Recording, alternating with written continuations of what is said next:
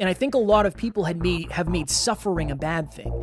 You have to understand that when you suffer, you're expanding your capabilities, and your normal gets expanded as well.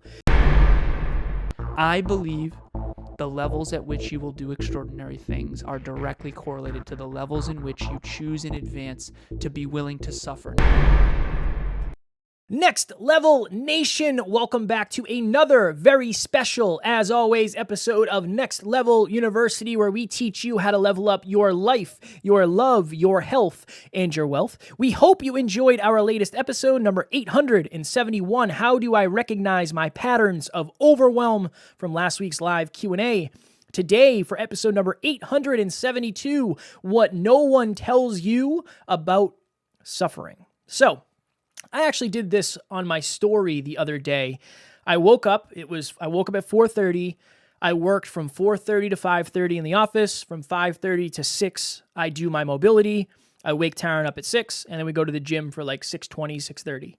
And I looked at the temperature on the thing we have near the door. We have one thing outside, and it says the temperature. And it said like -3. And I was like, that sucks. That's brutal. Okay. I said, babe, I'm going to go start the car and warm it up. So when you go out there, it's not freezing. And I did an Instagram story. I said, there's something, and I said, I mean this with all the love in the world, but if you're somebody who lives on the West Coast, if you're somebody who lives in warm weather, I think you're missing out on a giant opportunity for the ability to build resilience. You don't suffer with the temperature. There's something about getting in a car when it's -4 out and you can see your breath that is suffering, and your hands are frozen, or you have to clean off your car. I actually like that a little bit, just a little bit, because I think it really builds character. I think it really builds resilience. Obviously, not everybody's going to feel that way, but I talk about the fact, and if you're a new listener, maybe you don't know this, but I've talked about this a lot. When I was in my mid-20s, I went to the Massachusetts Fire Academy, and this story I've never told on the podcast before. One of the trainings, we had to be in full gear. So all of your gear on oxygen, which means you have your oxygen mask on and you're breathing oxygen air. And we just did flights of stairs where there's this burn house that I think is 2 or 3 stories high. And that's where we would have the live fire drills. And in this training, the goal was to breathe down an entire tank of air. And it was just, okay, start walking and keep walking until your air is done. And still, when your air gets low, you get this bell that goes off. So it lets you know to get out of the building. And excuse me, I remember I swallowed a bug like Alan did on one of the latest episodes. That's not really what happened, is it? No. I remember the fire instructors were actually getting frustrated with me because it was taking me so long to breathe down my bottle of air. And other people were already out. What they didn't know is I had been working out in the gym way harder than that. That honestly was pretty easy compared to the interval training I was doing in the gym. I was suffering in the gym. So when the training or the challenges or the pressure of the fire academy got too much, it wasn't that hard for me. I was doing high intensity interval training every single day, whether I was doing burpees to pull-ups or I was doing squat circuits, or one thing I used to do was I would jog on the treadmill for a minute and I would sprint for 30 seconds. Jog on the treadmill for a minute, sprint for 30 seconds. I was suffering every single workout. So when I got to the fire academy, I didn't have to worry about it as much. And I think a lot of people have made suffering a bad thing. You have to understand that when you suffer, you're expanding your capabilities and your normal gets expanded as well. So somebody's normal is probably not running up and down the stairs in 55 pounds of gear on oxygen, when for me, that was actually pretty easy because that was easier than my quote-unquote normal. So the goal in this episode is for you to understand your goals, depending on how big they are going to require you to suffer in some way, shape, or form. There's a lot of people out there that are saying business, success, personal growth, understanding your inner self, they don't have to be challenging. They don't have to be difficult. They don't have to be painful. You don't have to suffer. I think if we change our relationship with suffering, it's way easier anyway. And nothing great is achieved easily. So there's so many different ways that I can go. And this is one of my favorite topics that I think we'll ever do, because I think this is the X factor that can make the biggest difference. And when we say suffering, there's a lot of different terms you could give it. You could give it pain, you could give it discomfort, you could give it things you don't want to do but should do or need to do to achieve your goals. And I have so many different stories that I wanted to tell prior to this. And I'm actually going to pivot, and I'm going to do a different one that I don't think Kevin's ever heard. When I used to do fitness modeling and fitness competitions and fitness coaching, I got asked by, maybe you have heard this, I got asked by a company from China. There was a woman who started a company in China, and she was at WPI, which is my alma mater, and she found out that I was doing fitness modeling, and they were trying to bring an app to the American market, and they wanted me to be the speaker and the fitness model that would bring this app to the American market. And so we went into a gym, and the idea here was to take one video of every single iteration of every single workout that I could think of, because they wanted to create these 10 to 15 second clips of every workout for the app, because the app was going to teach people how to do proper form. And so the idea was, okay, literally we showed up to the gym, signed in, and it was, okay, let's take a 15-second video or 30-second video of every single workout that you can possibly find and or think of. I went in thinking to myself, okay, there'll be a couple hundred. I've got this. I go into this gym, and I had already worked out for 2 full hours earlier that morning. And then I go into this gym, and I'm doing 30 seconds of 735 clips. So 735 videos we ended up doing of me doing different iterations. First of all, I had no idea that there were that many alternatives. So think about, face pulls, Kev. Mm-hmm. You can do face pulls with all the different things. You can do unilateral, you can do bilateral, you can do long rope, you can do short rope, you can do all that. And so it gets very intense. And of course, me being kind of insane to some extent, I wanted to do it with real weight. I didn't want to do fake weight because I wanted the video to be proper form based on an actual challenge skills sweet spot. Because if I was doing weight that wasn't commensurate to my set point, it wouldn't look real. And I wanted it to look real on the app. And I got paid. I remember seeing you after this, Kev, and after it, I was absolutely cooked. It was me, you, and Matt talking in his driveway, and I said I did it. I achieved my goal because I wanted to be a paid fitness model. And I said I made $500 today. And so in that 2.5 hours, maybe 3 hours, I made $500, which for a fitness model was a lot, and I achieved my dream. But oh my God, that was so much suffering. I was cooked. I mean, think about doing squats with a barbell, then doing squats on a Smith machine, then doing squats with kettlebells. Every iteration, 735 videos, 15 to 30 seconds each, all different iterations of all different full body workouts. I mean, biceps, traps, shoulders, chest, back, lats, quads, calves, hamstrings, every muscle in the human body. I worked, and I didn't just name every muscle, but I worked every muscle with every iteration that I could possibly think of. And this gym was pretty big. It was Anytime Fitness, but it was a much bigger one, so it had a lot of different iterations. And I remember halfway through this, I was like, how am I going to continue doing this? Should I just do lower weight and pretend to do proper form? Or should I continue choosing these heavier weights? And of course, because I have what I believe to be a very positive relationship with suffering, I chose not to do that. I chose not to lower the weight. I chose to do it for real. When I do something, I do it to the most of my ability.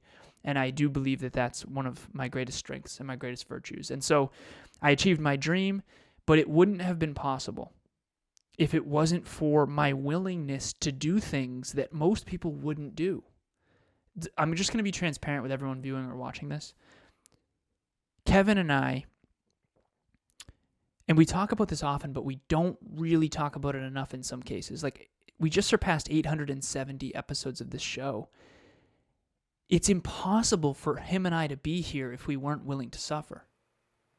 Whether it's me doing a triathlon for the first time on 2 hours of sleep, having eaten McDonald's the night before, or it's it's a level of almost recklessness. It's almost like we're a little reckless. Kevin couldn't buy Christmas presents for his girlfriend 2 years in a row after making 6 figures. That is a level of emotional suffering that I don't know if everyone could endure. So whether you're an entrepreneur or an athlete or someone in an intimate relationship who isn't having that challenging conversation, I sent an audio to one of my best friends earlier today that's 9 minutes long, and it was one of the hardest audios I've ever sent. But if I wasn't willing to endure suffering, most of my dreams would never have come true. So what's your future going to look like if you don't build your relationship with discomfort? I'll never forget Lauren Johnson. We're in Colorado, and she and I met for the first time. She worked with the Yankees, and she does performance psychology. And she's worked with some of the best athletes on the planet in one of the best organizations on one of the best teams within that organization, the Yankees. And she said, Alan, I can tell you have a very positive relationship with discomfort. And she was pointing to my physique, and we were talking about weight training. Me and this other person were talking about weight training, and then she came over and introduced herself. And I was like, what do you mean? Because I'd never heard that before. She said, Alan, you obviously have a very positive relationship with discomfort. And by the way, that is more correlated with peak performance and success than almost anything else. I'm writing a book called Your Relationship to Discomfort. The peak performance coach who worked with the Yankees, who has a master's degree in performance psychology, is writing a book called Your Relationship to Discomfort. And yet people want to pretend that you can succeed at high levels without suffering. It's not real. It's not true. You do have to have... Now, I'm not saying to be masochistic. I'm saying to understand that some level of suffering... We all like donuts more than kale. We do, right? And if you don't, you're either full of it or lying on some level, or you're just really, really well conditioned over years and years and years of learning how to love kale. But you have to understand that you're not alone in having hard things be uncomfortable, whether it's a marathon or a Stairmaster or waking up early or staying up late or being an entrepreneur or being broke and learning how to make money or 800 episodes, whatever it is for you. It all requires discomfort. It all requires some level of suffering.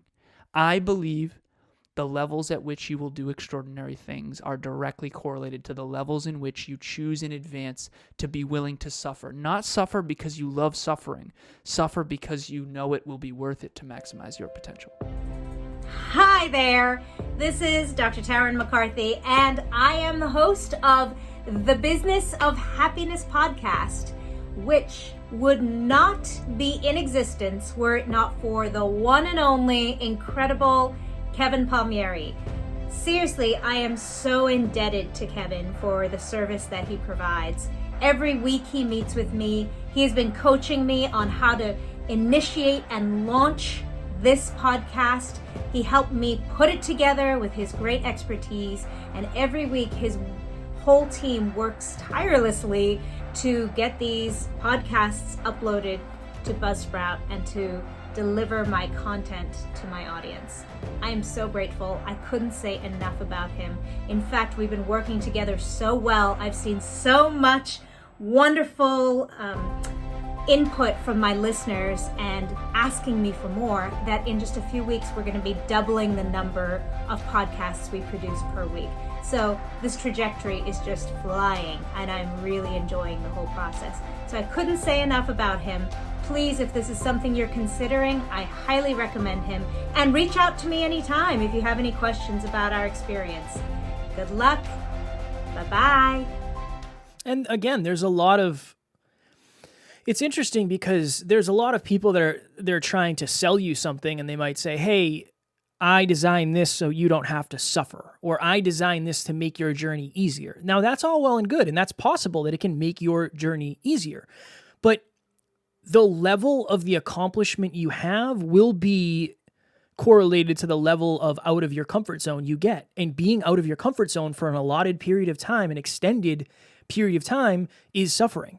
I genuinely believe that's what suffering is. It's being uncomfortable for a long enough period of time. And we've had mentors say like, oh, you don't have to suffer. And again, no ego, these people aren't in shape.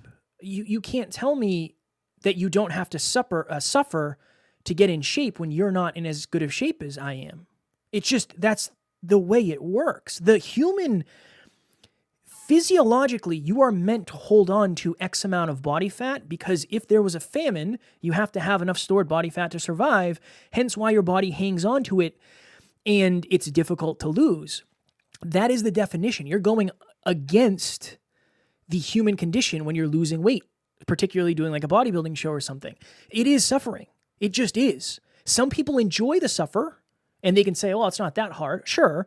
But it is suffering to some degree. And I just think that if Alan and I were trying to sell you start your podcast in 5 days and be a top rated show super easily and you don't ever have to stress and it's going to be easy, then maybe we would say it doesn't require any work and it's not going to require you to suffer. But that's not how we do our business. That's not how we do our lives. Over the last 5 years, I have suffered more in health, wealth, life, and love than I have ever at any point in my life. But now I'm also the most fulfilled, I'm the most capable, I'm the most in love, making the most money, having the greatest impact we've ever had. It's not a coincidence. And this is the part too, and this is something I always promise you if you're watching or listening to this, that Alan and I will not forget. When we are in the next couple years millionaires and we have millions of listens and all those things, I promise I will not say, you know what? I just wish I didn't work as hard. I wish I didn't suffer as much. That's not going to be the advice I give because I genuinely believe when people get to a certain level of success, they lose or they change their core beliefs. They change their core values around lengthy work or hard work or getting out of their comfort zone or suffering a little bit. I think suffering, if you choose to do it, builds character. So next time you have the opportunity to take the easy way out. And okay, look at this. This is good. If you're watching on YouTube, you'll see this. If you're listening, I have some Airheads that I've been stuffing my face with throughout the day. Do you know why I'm not in better shape? Because I have chosen not to suffer. Now, when I say suffer, does that mean I have to starve myself? No. That means I have to suffer by not getting a snack when I want one, by going to the gym and doing cardio when I don't want to, by choosing HelloFresh meals that we have instead of getting pizza. I just haven't chosen to suffer enough. That's why I don't have the results. I'm not going to blame it on something else. I refuse to. And if you could adopt that little 1% shift of, look, it's up to me. It's up to me to sacrifice more. It's up to me to struggle more. It's up to me to suffer more. Then when you do achieve your goals, you'd realize why, and you'd be more grateful for it too. Everyone check in right now. And we did this in group coaching. I think this was session 4 or 5, and we'll call it 4. It was group, I forget which group it was, but we did with a couple. We noticed that the groups were not tracking their habits. And one of the members of the group wasn't thrilled with the group coaching, and Kevin really had a rumble with her and said, like, you just haven't suffered. You haven't sacrificed. You're not doing your habits. Of course you're not getting results. We can't get results for you. So everyone out there watching this, listening to this, check in. Like, what is your relationship to suffering? I'm telling you, I was in the gym last night with Emilia doing legs, and when I set a goal, I do whatever I can to achieve it. And before every single set, I say what I'm gonna get. And I was doing step ups with, I think, 45-pound kettlebells on each, so it's 90 plus my body weight step ups. And I was doing 25 with each leg, which is 50 total. And at the tail end, when I'm genuinely sweating, I'm unhappy. It sucks horribly, and it's just bad. I did cardio. I foam rolled. Right. I worked a full day. Every part of it sucked. Okay, no part of it was enjoyable. And I say at the tail end, I got to 20, and I said, "Suffer, suffer, suffer," and I say it out loud, and it triggers me to realize that's the reason I'm in shape. The reason my body has adapted beyond what normal bodies adapt to is because I've been willing to suffer. So whether you're a marathon runner or an Olympic athlete or in the NBA or the NFL or the MLB, or you're the best artist, or you're the best, technology, computer coder, whatever it is, if you want to be world class in something, it requires suffering. If it was easy, everyone would do it. There's a reason why the six-pack is the most sought-after part of the human physiology. It's because it requires the most suffering, and the least amount of people are willing to do that. Very quick story. I know we got to go super fast. I'm very, very young, and I'm probably 11 at the time, and my stepdad and my mother and my sister go to Point Sebago. It's a big lake up in Maine that's a big vacation spot, and we did tubing, and we did camping, and it was wonderful. Point Sebago had all these incredible activities for kids to do, and I was competing with my sister to see who could bring home the most first-place ribbons. She didn't know this, but I was competing with her for sure. And I remember there was a 400-meter run around the lake, around this. It's actually like a small pond, actually, and it was on the sand. And I think it was actually a half mile, to be honest. And it was on the sand. And if you've ever run on the sand at noon when it's summer, I mean, it was probably 95 degrees. And that gun goes off, and it's me and a bunch of other kids. And I don't think there was age groups, so I'm against some teenagers. And I just will not lose, especially as a kid. I just had to be the best. And so I just crushed everybody. And my mom, afterwards, she asked me, like, I don't understand. Like, you never run. How did you beat everybody? How did you beat those teenage kids? And I said to her as a kid, and this wasn't, maybe this was with some ego, but I don't think so, because I was just honestly, candidly, as a kid, answering the question, just saying what I think. It's not till we're an adult when we filter everything. I said, Mom, I can suffer more than everybody else. I can suffer way more than all those other kids. And she's like, wow. And it's the truth.